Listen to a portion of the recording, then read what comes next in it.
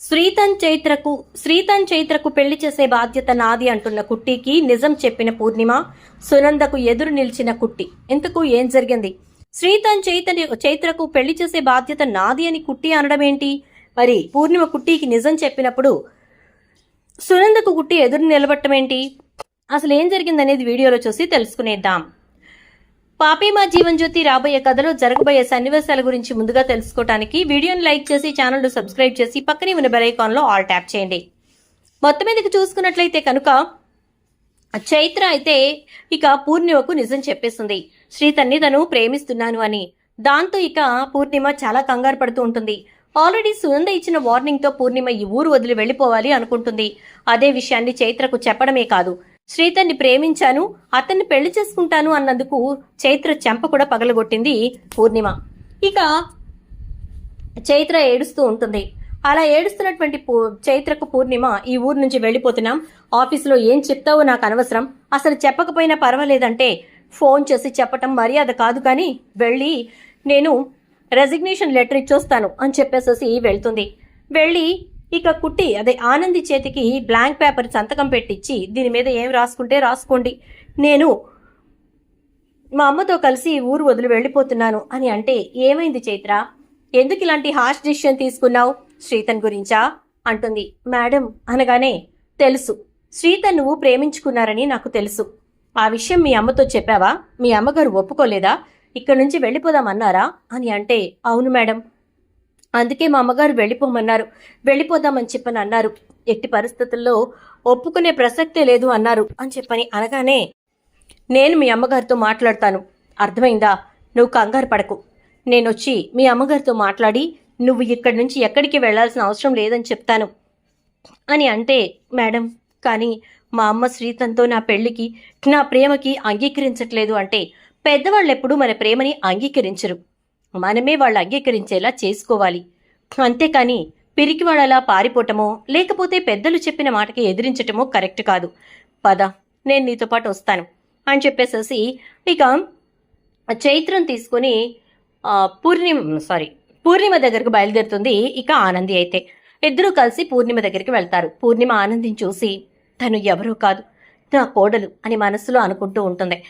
ఇక ఆనంది లోపలికి వచ్చి కూర్చుని, యా ఆంటీ ఎలా ఉన్నారు అంటే, బాగానే ఉన్నానమ్మా అంటుంది. ఆరోగ్యం బాగుంటుందా అంటే, పర్వాలేదమ్మా బాగుంటుంది అని చెప్పగానే, ఎందుకు, చైత్ర రెసిగ్నేషన్ లెటర్ ఇచ్చింది అని చెప్పని అంటే మేము ఈ ఊరు వదిలి వెళ్ళిపోవాలనుకుంటున్నాం, ఇక్కడ ఉండటం కంటే వేరే ఊరు వెళ్ళడం మంచిదనిపించింది అనగానే, ఎందుకు అలాంటి ఆలోచన వచ్చింది మీకు, సడన్ గా ఇలాంటి నిర్ణయం ఎందుకు తీసుకున్నారు అని అంటుంది. ఎందుకంటే ఇక మేము ఇక్కడ ఉండటం అంత మంచిది కాదమ్మా అంటే, ఎవరికి, మీకా చైత్రకా అని అనగానే, చూడమ్మా, చైత్ర చేసిన పని వల్ల ఇప్పుడు ఆఫీసులో అందరి ముందు తలదించుకునే పరిస్థితి నీకు వస్తుంది.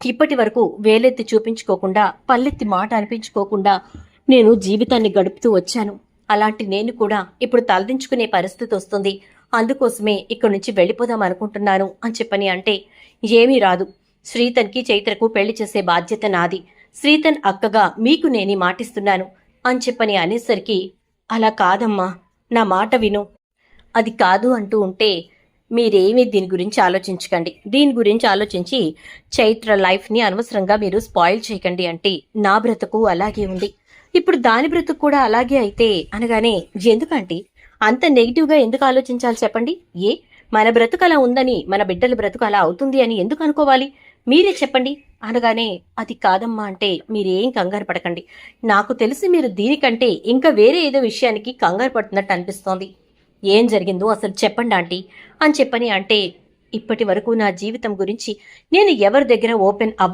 అవ్వాల్సిన పరిస్థితి రాలేదు, కానీ ఇప్పుడు చెప్తున్నాను, నువ్వు ఇంతలా పట్టబడుతున్నావు కాబట్టి నేను చెప్తున్నాను, నేను ఎవరినో కాదు, శశికాంత్ గారి రెండవ భార్యని, సునందక్క నన్ను అర్జెంటుగా ఈ ఊరు నుంచి వెళ్ళిపోమ్మంది, నేను ఇక్కడికి వచ్చిన విషయం సునందక్కకు శశికాంత్ గారికి తెలియకుండా చాలా జాగ్రత్తగా మేనేజ్ చేశాను, కానీ శశికాంత్ గారు తెలుసుకున్నారు, ఇంటికొచ్చారు, ఆ విషయం సునందక్కకు తెలిసింది, అందువల్లనే ఇక్కడి నుంచి వెళ్ళిపోవాలి అంది అని అనగానే, ఏం మాట్లాడుతున్నారు ఆంటీ అంటే, మీరు నాకు చిన్నత్తయ్య గారా అని అనగానే, అంత వరసలు పెట్టి పిలిచి నువ్వెందుకమ్మా చెడవుతావు అని చెప్పని అంటే ఆదిత్య గారు నాతో చెప్పలేకపోతున్న విషయం ఇదే అయ్యుండొచ్చు, ఆదిత్య గారికి ఈ విషయం తెలిసుండొచ్చు అనుకుంటూ ఉంటుంది ఇక ఆనంది. అయితే ఇక వెంటనే పూర్ణిమతోటి ఇప్పుడు చెప్తున్నాను, ఖచ్చితంగా నా ఆడపడిచే నా తమ్ముడికి భార్య అవుతుంది అని చెప్పని అంటుంది. అమ్మా ఆనంది, నువ్వు ఇలా మాట్లాడుతుంటే నాకు చాలా సంతోషంగా ఉంది. కానీ నీ కుటుంబాన్ని ఎదిరించి ఇలాంటి పని చేయటానికి నువ్వు సంసిద్ధమవుతున్నావంటే అవునా ఆంటీ, ఖచ్చితంగా చేసి తీరుతాను అని చెప్పని మీరు కంగారు పడకండి అంటూ అక్కడి నుంచి వెళ్ళిపోతుంది. అలా వెళ్ళిపోయినటువంటి ఆనంది ఇక సునంద దగ్గరకు ఒక కేసు తీసుకొచ్చి సునందతో డిస్కస్ చేస్తూ ఉంటుంది. అత్తయ్య గారు, నాకు దగ్గరికి ఒక కేసు వచ్చింది. అదేంటంటే ఒక అతనికి భార్య 2 పిల్లలు ఉండగా మరొక అమ్మాయిని పెళ్లి చేసుకోవాల్సి వచ్చి పెళ్లి చేసుకున్నాడు. తను చేసింది తప్పే అయినా అందులో నీతిని మాత్రమే మనం చూసుకుందాం. అతను పెళ్లి చేసుకున్న విషయం మొదటి భార్యకు తెలిసింది. ఆవిడ ఆ రెండో భార్యని ఎట్టి పరిస్థితుల్లో ఉండటానికి వీల్లేదు అంటూ తరిమి కొట్టింది. తను వెళ్ళిపోయింది. కానీ ఆ తర్వాతే తను ప్రెగ్నెంట్ కాబట్టి కన్న బిడ్డని ఎలా పెంచుకోవాలో అర్థం కాక ఎన్నో తిప్పలు పడింది. మొత్తానికి ఒక ఆడబిడ్డను కని పెంచింది. ఆ బిడ్డ ఇప్పుడు ఎదిగొచ్చింది, చదువు కంప్లీట్ చేసుకుని జాబ్ కూడా చేసుకుంటోంది. కానీ సమాజంలో తనకంటూ గౌరవ మర్యాదలు లేవు అనే బాధతోటి ఆ బిడ్డ తల్లిని ఎదిరించి మాట్లాడటం మొదలుపెట్టింది. అది తట్టుకోలేక ఆ తల్లి చనిపోవాలనుకుంటోంది. ఒక పక్క నుంచి ఆ వ్యక్తి యొక్క మొదటి భార్య టార్చర్, ఒక పక్క నుంచి కూతురు చేస్తున్నటువంటి పనులతో బాధ. ఏం చేయాలో అర్థం కాని ఆ తల్లి చనిపోవాలనుకుంటోంది. ఈ విషయం నా దాకా వచ్చి నేను ఆవిడ్ని ఓదార్చాను. ఇప్పుడు నేను అనుకుంటుంది ఏంటంటే, ఆ మొదటి భార్య ఎవరైతే ఉన్నారో ఆవిడని నేను నిదానంగా ఒప్పించాలి అని అనగానే, ఎలా ఒప్పుకుంటారా ఆనంది అని అంటూ, నువ్వు అలేఖ్యను ఒప్పుకోగలిగావా అని అనగానే, ఆ అలేఖ్యను నేను ఒప్పుకోకపోవటానికి 100 కారణాలున్నాయి అత్తయ్య గారు. అదేంటి అంటే, కానీ ఇతని విషయంలో జరిగింది ఏంటంటే తప్పు అయింది మాత్రమే అనగానే, పెళ్ళయిందని తెలిసి పిల్లలున్నారని తెలిసి అది తాళి కట్టించుకోవటం దాన్ని తప్పు కాదా అనగానే, అత్తయ్య ఆవిడకున్నది 2 మగపిల్లలే. ఆ రెండో భార్యకు పుట్టింది ఆడపిల్ల. మరి ఆడపిల్లలు లేని ఆ మొదటి భార్య తనని కూతురుగా అనుకోవచ్చుగా, తల్లి విషయం పక్కన పెట్టేసి బిడ్డను యాక్సెప్ట్ చేయొచ్చుగా అని అంటే సునంద ఆలోచనలో పడుతుంది. అలా ఆలోచనలో పడ్డటువంటి సునంద గబగబా శశికాంత్ దగ్గరికి వెళ్ళి, పూర్ణమికి పుట్టింది ఆడపిల్ల మగపిల్లాడా అని అడుగుతుంది. ఆడపిల్ల అంటాడు శశికాంత్.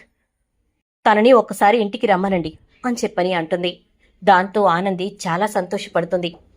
కానీ ఒక్కటి చెప్తున్నాను, ఎప్పటికీ నేను పూర్ణిమని మాత్రం అంగీకరించను, క్షమించను అని చెప్పని అంటుంది.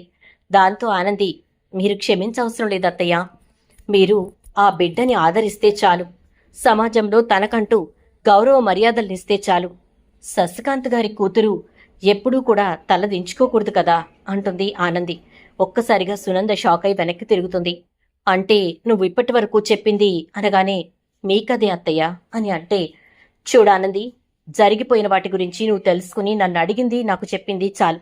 ఇకపై మాత్రం వాళ్ళ దగ్గరకు వెళ్ళటం కానీ వాళ్ళతో మాట్లాడటం కానీ చేయటానికి వీల్లేదు. అంటే మీరు ఆదరించలేదు, కనీసం మేమైనా మా జనరేషన్ని ఆదరించుకుంటే తర్వాత ఎటువంటి ప్రాబ్లమ్స్ రాకుండా ఉంటాయని అనగానే, ఏమైనా చెయ్యి, నన్ను ఎదిరించి నీ ఇష్టం వచ్చినట్టు చేస్తానంటే మాత్రం బాగుండదు అని చెప్పని అనగానే, ఆనంది ఆలోచిస్తానత్తయ్య అంటూ వెళ్ళిపోతుంది.